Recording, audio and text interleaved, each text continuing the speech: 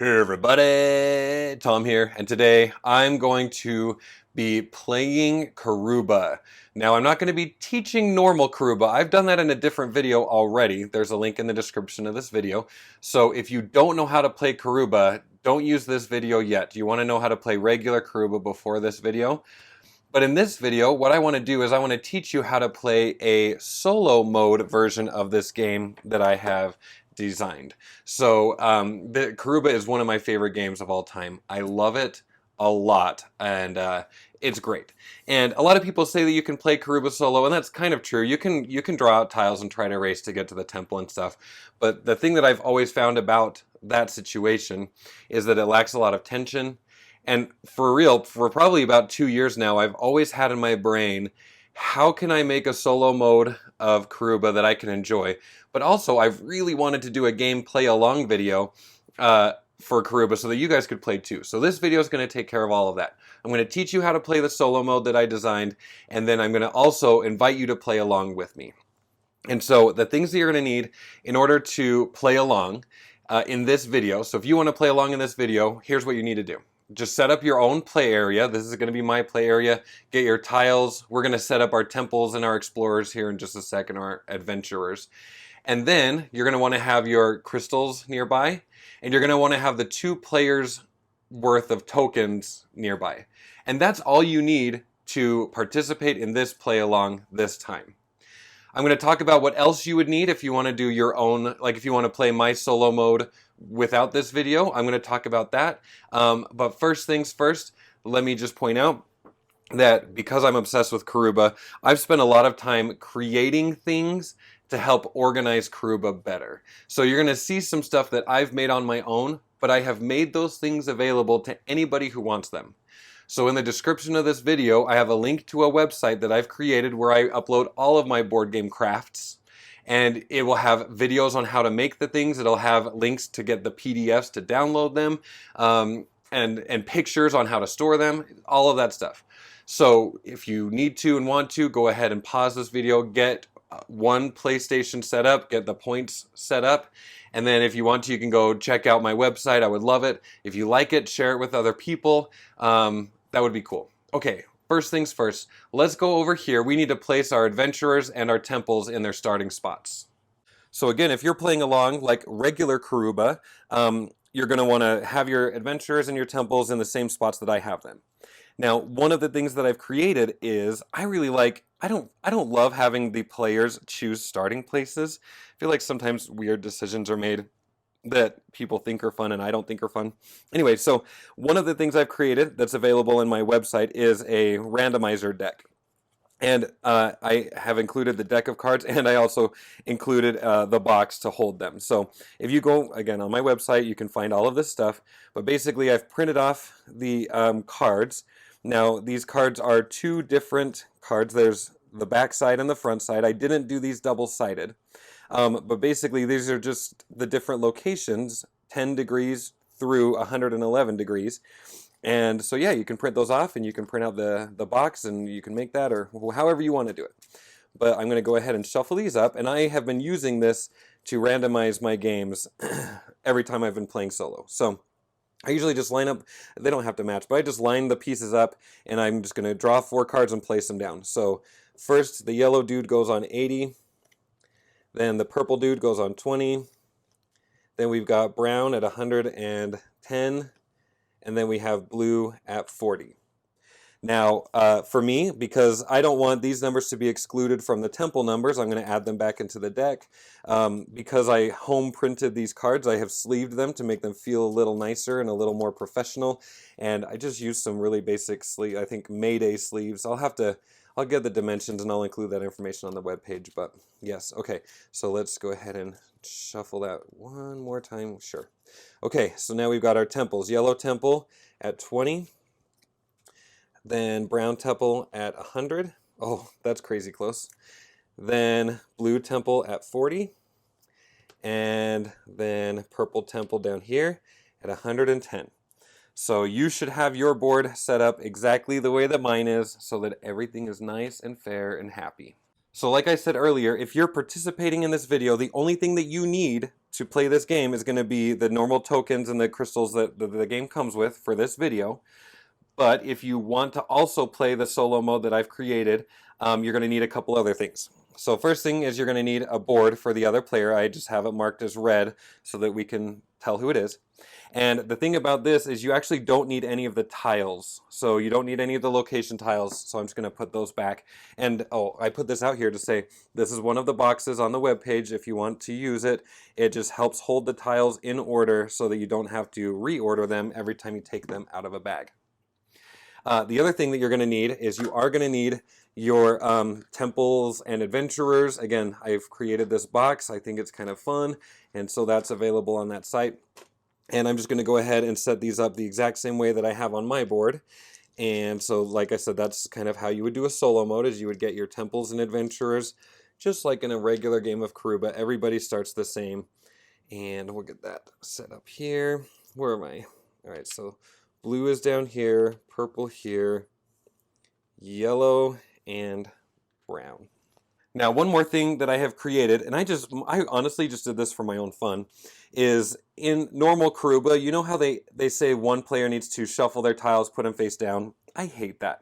And for years, I've been using poker chips that I wrote numbers on, but I wanted something a little prettier, and as I thought of my solo mode, this came to mind. So again, these cards and this box is available.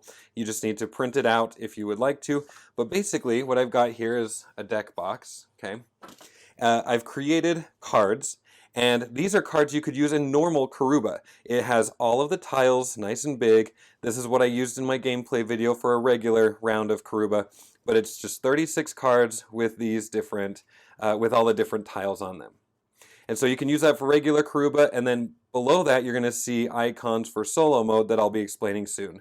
So if you want to play solo mode outside of this video, print out the deck of cards, and you know, like I said, this is 2 pages. It's a front page and a back page, so it would look nicer. Threw it in a sleeve, called it good. So 36 cards there. I'm going to go ahead and get these shuffled and teach you how to play the solo mode. So let's just go ahead, get that there, and we'll cut it once and put it here. Okay, so the general idea of the solo mode is, in my brain I keep thinking it's kind of like the tortoise and the hare almost. The way this is going to work is that the bot is going to be moving their adventurers to their temples and taking point tokens, and we're going to try to beat them. And so that's it. Like, it's basically a normal game. You don't have to do a lot of tracking over here. This is almost acting like a timer where the bot is going to be taking away big point tokens. They can't get crystals, but we can. And I'll just warn you, at the beginning of the game, the bot is going to move so fast and you're going to be like, there's no way you can win this. But there is a way you can win this, because I've played this 10 times and I won 3 times and I tied a 4th time and only lost from the normal Karuba tiebreakers. So I'm at, like, I'll call it a 35% win rate, which is pretty fun for a solo game. Anyway, so here's how this works. In the solo mode, you will always take your turn first, and then the bot will take their turn. There's no tying getting to the temple. You take your turn first, and the bot takes their turn. So the way this works is you just flip over the top card, and you're going to place this tile down. And so if you're playing along with me, no cheating, you can't stick with what I'm doing, but we both need to place tile number 4 down. And I haven't thought about where I want to put this yet. I'm going to put this here. Okay, and oh, sorry for my reach, I should have planned that ahead, but just like normal, you go ahead and put a crystal on that tile as well. Next, it's time for the bot's turn. They are going to move the yellow character twice. Like I said, they're going to go pretty fast. But I want to talk about the makeup of this deck. So this deck has 36 cards, 1 for each tile, and there are 4 adventurer colors, and so there are 9 cards for each color. And of those 9 cards, 7 of them have a single movement, 2 of them have a double movement, and 1 of them has a triple movement. I could go into why I did that. It's to make it challenging, but there's more reasons to it, but that's what I've decided to do. But essentially, what we need to do now is we need to move the yellow adventurer twice. And the rule is If the adventurer can move closer to the temple, the adventurer has to move closer to the temple.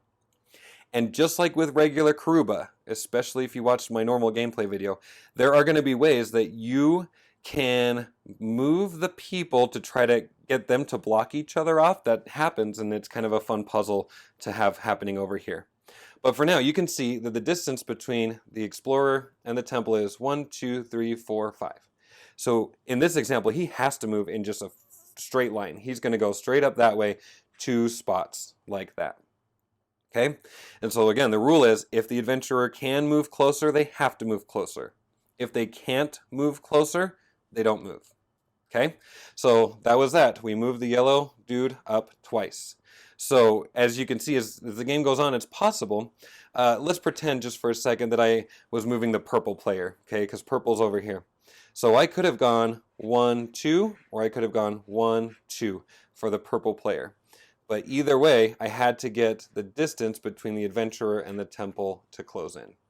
But for now, let's go here, and it's time for the next round. So next round, you and I are both placing the 7. Of course, feel free to pause it as needed, because I'm cutting out a lot of my thinking time. So you can pause and think and place. I'm going to put my 7 tile down here. And now the bot goes. Purple moves once, and that's the only way they have to come onto the board. Oh, and I'm sorry, the tripod is going to bump these. I'll try to keep an eye out. I want the screen to be pretty. And sorry, I don't know why I came over here without drawing a card. My total bad. Okay, next up, 17. So something I'm thinking about is the bot is going to get brown to the temple really fast. And I have to decide how much I want to fight that or just accept it. I guess, so I could spend 17 to move the brown up 1. Is that worth it? That might be worth it. I don't know. I think, no, that is worth it. I don't know, I'm going to do it. So I'm going to go ahead and move my brown player because I'm going to try to beat the bot there. And the bot is going to move brown once. It has to move closer to the temple, so it just moves up 1. Next up, 24. I don't know. I suppose I'll put 24 down here, but I'm not thrilled about it. Oh no, where was that? That was right there. Okay, so I'm going to move yellow 1. Now, let me say how scoring is going to work, because depending on how you're doing your layout, obviously if the bot makes it to a temple, they take the bigger number. If they make it there first, if you make it there second, you take the 3. But what I'm saying is because you're making different choices than I am, it's possible that the bot is going to get a different score for you than it is for me.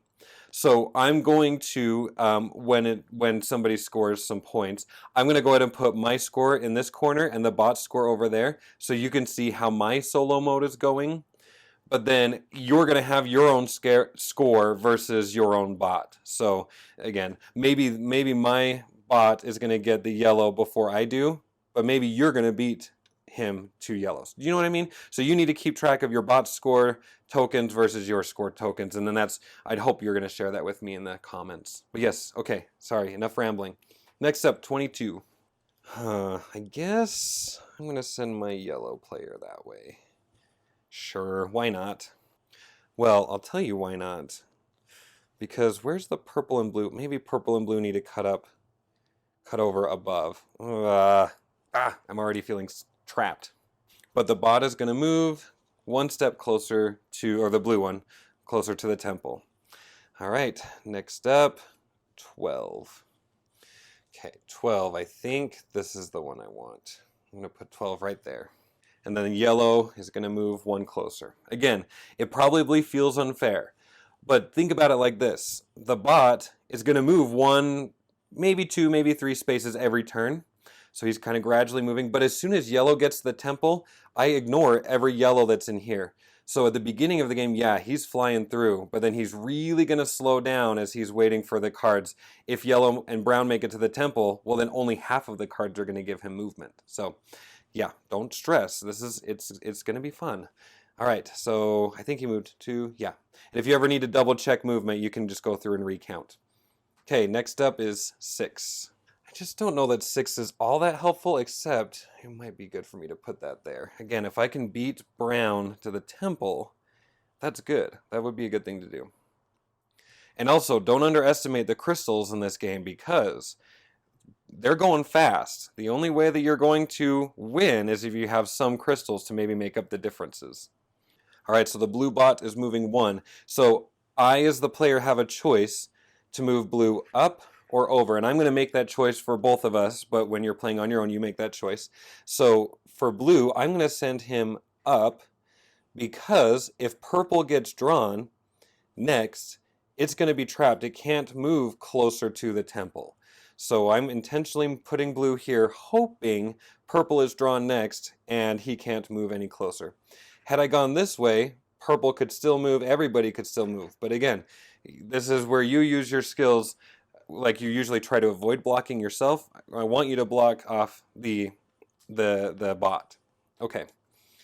Next up is brown. Well, I mean, brown is going to be moving, but it's 25, and heck, I could get, brown is going to move once. I could get him into the temple, but I know that this is going to be a big intersection point for my characters, so I'm going to put that there.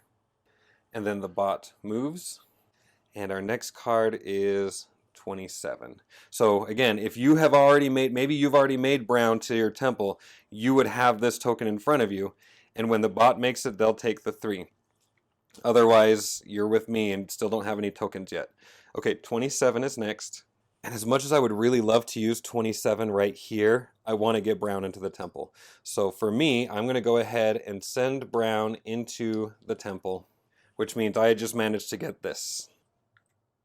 All right, I got my score here. I've got their score there. So the other reason I'm kind of doing that is if by chance you get all of your adventurers to your temples before myself or before the bot, then you have our scores so you can compare, our scores with yours. So again, I'm trying to make it so that we can all have fun playing together with this solo mode. And my plan, it looks like it worked. Purple is going, but they can't move. They can't, because like normal Karuba, you can't cross over people. In order to get closer to their temple, they have to move down and to the right, and they can't, do either right now. So we trapped them. That was awesome. Okay, next up, 18. Not sure that there's anywhere that I can or want to put, oh yes I do. I want to put it here. Okay, blue's going next, which means they can't move up, but they can move to the right. If they can move closer, they have to move closer. And once again, I came over here prematurely. Let's go flip a card. Sorry, I've been getting text messages and it's got my brain a little out of whack. Oh my gosh. Okay, next up, 20. And you'll see they're getting really close on yellow. Oy vey. Okay, blue, let's put this here so the blue can head over that way. And then the yellow bot can move up 1 closer. And now we are on 26.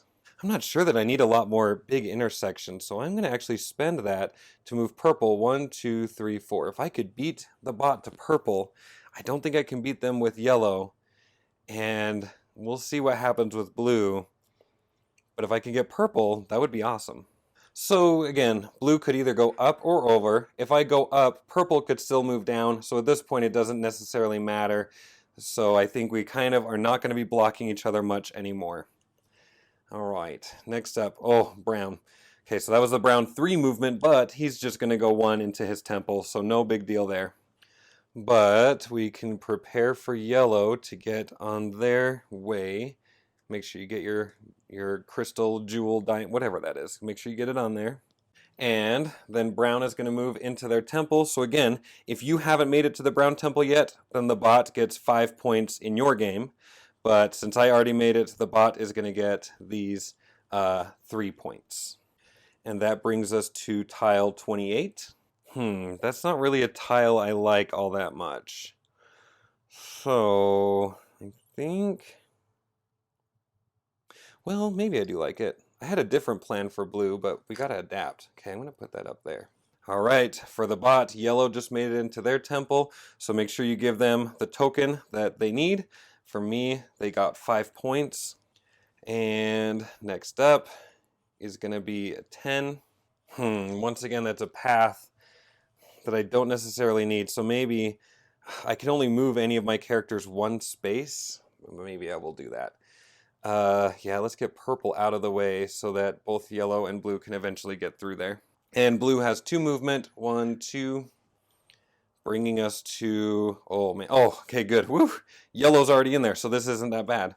I'm thinking for me, I'm gonna put 16 right here. Well, I'm gonna put it here because I know that you can move the smallest, well, when we move, it's like twice or 3 times or 4 times. You can move only once, but that slows you down. So I want to go here to hopefully move twice to pick up that gem. You know what I'm saying? Why am I giving you advice? I want to win. So yellow would move 3 times, but they're already all moved, so no stress there.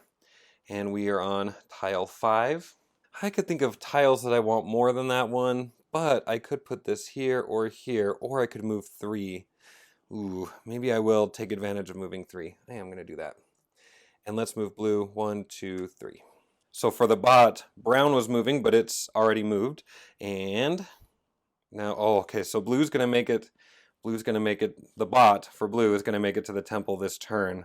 Ah, dang. Oh, and I forgot to silence my phone. I can't use this anywhere. Okay, I guess I'm going to use that to move. Let's go pick up this crystal here. That's a point.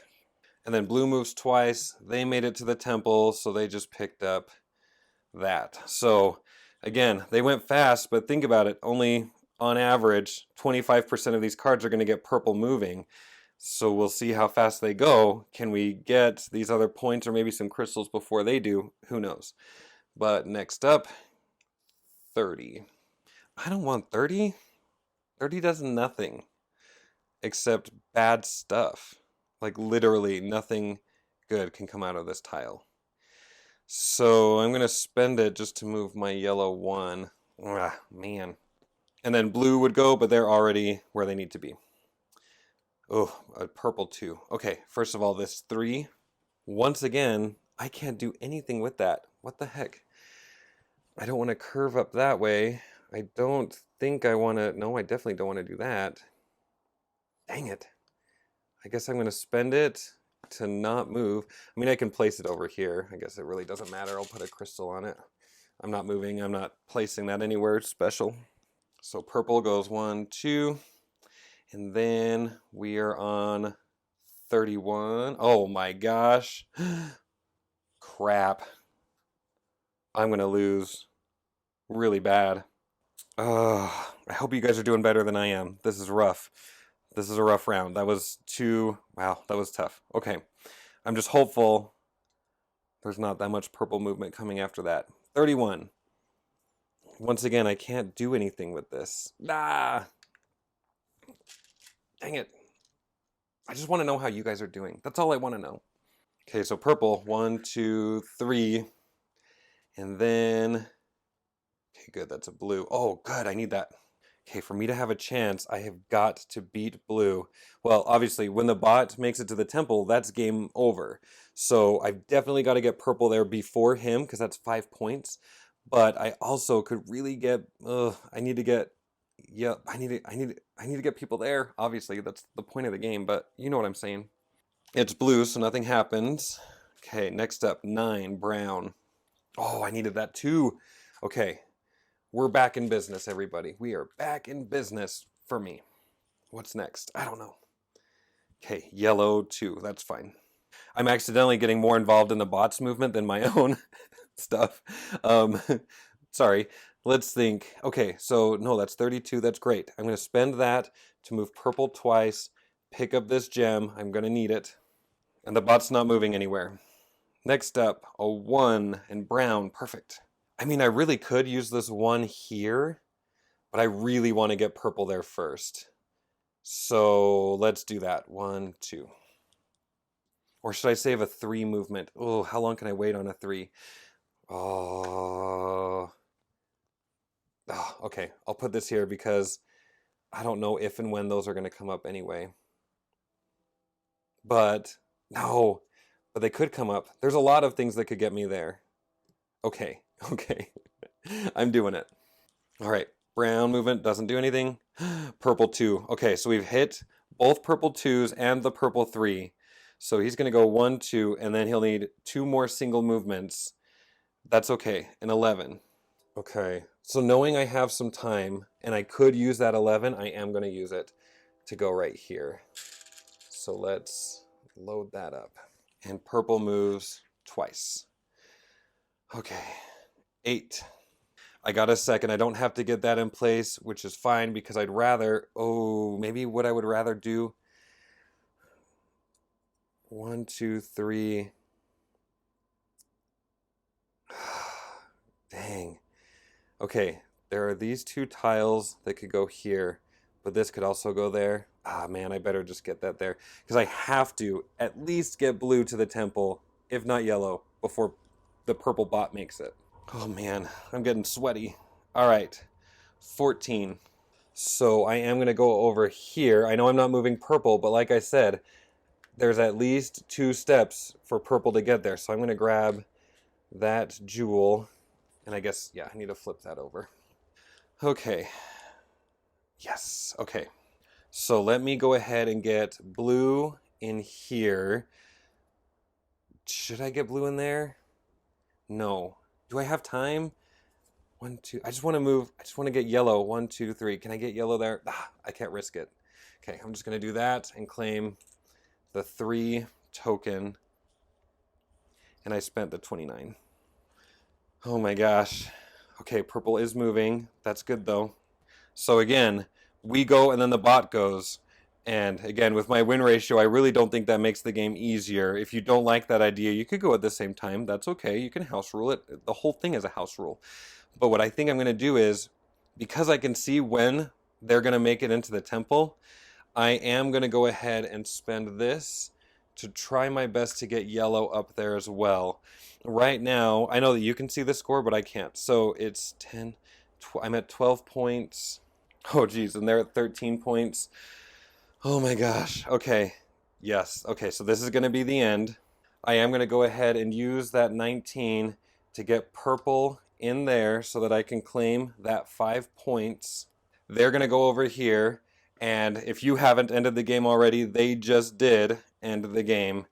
And let's see, what did they end up getting? So they got 16 points, and we got, oh my gosh, we got 17. That's really awesome. So 5, yeah, we got 17. Okay, that's cool. I'm excited. I have a smile. So there you have it. Tell me how things went for you in the comments. Again, my bot score might be different than your bot score, so I just want to know what your score was in the bot score. And I barely squeaked out a win over here. And really, of course, it came down to being smart and picking up those crystals. Otherwise, it would have been a tie. In the case of a tie, in normal Karuba rules, it's the person who has the most of these tokens, so that will usually go to the bot. So, kind of an interesting thing here is, I think, as far as I can remember, I think every time, this is my 11th time playing, I think every time the bot has always finished the game, but they haven't won every single time. So, just, yeah, anyway, I love it. I love it. I've been playing this solo since I made these cards obsessively, but I need to stop playing. I'm going to go edit this video and get it uploaded and all of that stuff. Thank you guys for watching. Let me know how you feel about stuff in the comments. Go visit my website. Tons of fun stuff to see there. I'm not getting anything out of this at this point. Like, it's all just for fun and for free and to keep myself entertained all summer. But I wanted to say thank you for watching, and I will talk to you later. Goodbye.